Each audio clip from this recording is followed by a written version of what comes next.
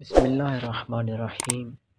امام علی علیہ السلام سے منقول ہے کہ شعبان المعظم کے مہینے کے آخری دنوں میں پیغمبر خدا صلی اللہ علیہ وآلہ وسلم نے صحابہ کے اجتماع سے خطاب کیا اور فرمایا: اے لوگو، خدا کا برکت، رحمت اور مغفرت سے بھرپور مہینہ آ رہا ہے۔ یہ ایک ایسا مہینہ ہے جو تمام مہینوں سے بہتر ہے۔ اس کے دن تمام دنوں سے بہتر، اس کی راتیں تمام راتوں سے افضل ہیں، اس کے لحظات و ساعات تمام ساعات و لحظات سے افضل ہیں۔ یہ ایک ایسا مہینہ ہے جس میں تمہیں اللہ کے یہاں دعوت دی گئی ہے اور تم لوگ کرامت خدا کے مہمان قرار پاؤ گے۔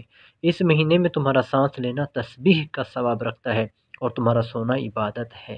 اعمال مقبول ہوتے ہیں اور دعائیں مستجاب ہوتی ہیں، لہٰذا تم سب کو اس مہینے میں نیک اور سچی نیتوں اور پاک دلوں کے ساتھ اللہ سے سوال کرنا چاہیے کہ تمہیں اس مہینے کے روزے رکھنے اور قرآن پاک کی تلاوت کرنے کی توفیق عطا کرے، کیونکہ بدبخت ہے وہ شخص جو اس بابرکت مہینے میں غفران الہی سے محروم رہا ہو۔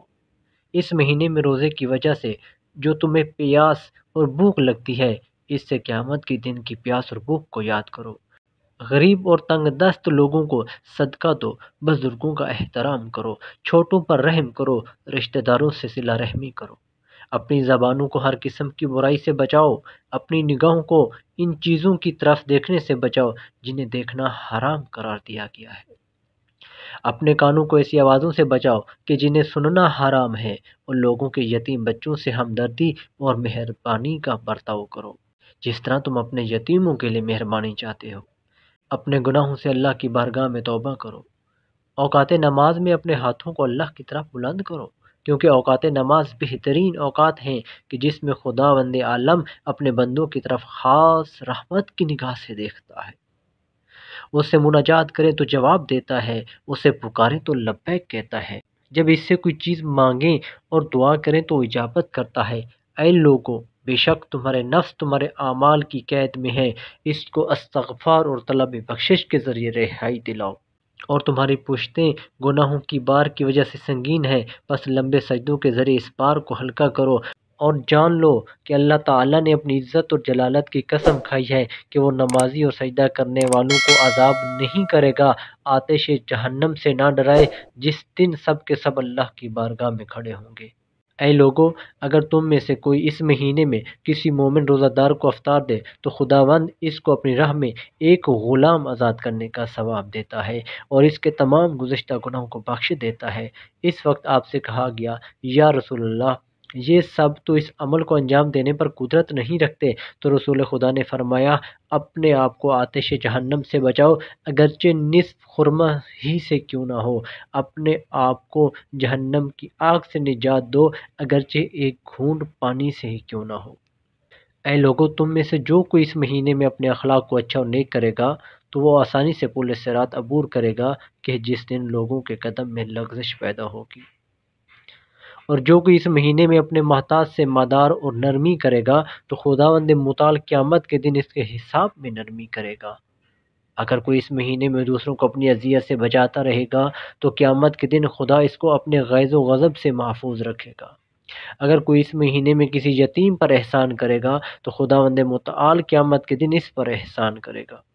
اگر کوئی اس مہینے میں اپنے رشتہ داروں سے صلہ رحمی کرے گا تو خداوند متعال قیامت کے دن اس کو اپنی رحمت سے متصل کر دے گا۔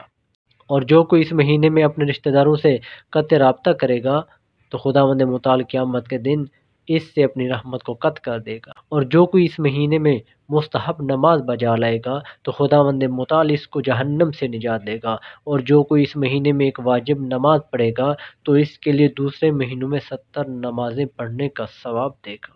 جو کوئی اس مہینے میں کثرت سے محمد و آل محمد پر درود بھیجے گا، خداوند متعال قیامت کے دن جس دن لوگوں کے اعمال کا پلڑا ہلکا ہوگا، اس کے نیک اعمال کے پلڑے کو سنگین کر دے گا۔ جو کوئی اس مہینے میں قرآن مجید کی ایک آیت کی تلاوت کرے گا، اس کو دوسرے مہینوں میں ختم قرآن کرنے کا ثواب ملے گا۔ اے لوگو، یقیناً اس مہینے میں جنت کے دروازے کھول دیے گئے ہیں۔ اپنے پروردگار سے درخواست کرو کہ اس کو تمہارے اوپر بند نہ کرے۔ اور جہنم کے دروازے بند کر دیے گئے ہیں۔ اپنے پروردگار سے مانگو کہ تمہارے لیے ان کو نہ کھولے، اور شیاطین اس مہینے میں باندھے جا چکے ہیں۔ اپنے رب سے درخواست کرو کہ ان کو تمہارے اوپر مسلط نہ کرے۔ امیر المومنین حضرت علی علیہ السلام فرماتے ہیں، پس میں کھڑا ہوا اور عرض کیا، یا رسول اللہ، اس مہینے میں سب سے بہترین عمل کیا ہے؟ آپ نے فرمایا، اے ابو الحسن، اس مہینے میں بہترین عمل محرمات الہی سے پرہیز کرنا ہے۔ اس کے بعد پیغمبر اکرم صلی اللہ علیہ وآلہ وسلم گریہ کرنے لگے۔ آپ نے عرض کیا، یا رسول اللہ، کس چیز نے آپ کو رلایا؟ فرمایا، اے علی، میں اس لیے رو رہا ہوں کیونکہ اس مہینے میں تمہارا خون بہایا جائے گا۔ گویا میں تمہاری شہادت کے منظر کو دیکھ رہا ہوں، در حالی کہ تم اپنے پروردگار کے لیے نماز پڑھنے میں مشغول ہوں گے۔ اس وقت ایک شقی و اولین و آخرین قاتل ناقہ صالح تمہارے فرق پر ایک وار کرے گا جس سے تمہاری ریش اور چہرہ خون سے تر ہو جائے گا۔ اے امیر المومنین، تم اس مہینے میں شہید کر دیے جاؤ گے۔ میں نے عرض کیا، یا رسول اللہ، کیا اس وقت میرا دین صحیح و سالم ہوگا؟ فرمایا، ہاں، اس وقت تمہارا دین سالم ہوگا۔ اس کے بعد پیغمبر نے فرمایا، اے علی، جس نے تمہیں قتل کیا گویا اس نے مجھے قتل کیا، جس نے تمہارے ساتھ بغض و دشمنی کی در حقیقت اس نے مجھ سے دشمنی کی، جو کوئی تمہیں ناسزا کہے گویا اس نے مجھے ناسزا کہا، کیونکہ تم مجھ سے ہو اور میرے نفس کی مانند ہو، تمہاری روح میری روح سے ہے، تمہاری فطرت میری فطرت ہے۔ یقیناً خدا نے ہم دونوں کو خلق کیا اور ہم دونوں کو انتخاب کیا، مجھے نبوت کے لیے اور آپ کو امامت کے لیے انتخاب کیا۔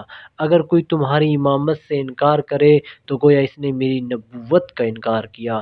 اے علی، تم میرے جانشین و خلیفہ ہو، تم میرے بچوں کے باپ اور میری بیٹی کے شوہر ہو، تم میری زندگی میں بھی اور میرے مرنے کے بعد بھی میری امت پر میرے جانشین اور خلیفہ ہو، تمہارا حکم میرا حکم ہے، تمہاری نہیں تمہارا انکار میرا انکار ہے۔ ذات خدا کی قسم، جس نے مجھے نبوت پر مبعوث کیا اور مجھے انسانوں میں سے سب سے بہتر قرار دیا، یقیناً تم مخلوقات پر خدا کی حجت ہو اور خدا کے اسرار کا امین ہو اور اس کے بندوں پر خلیفہ ہو۔ اس چینل کو سبسکرائب کریں، لائک کریں اور شیئر کریں۔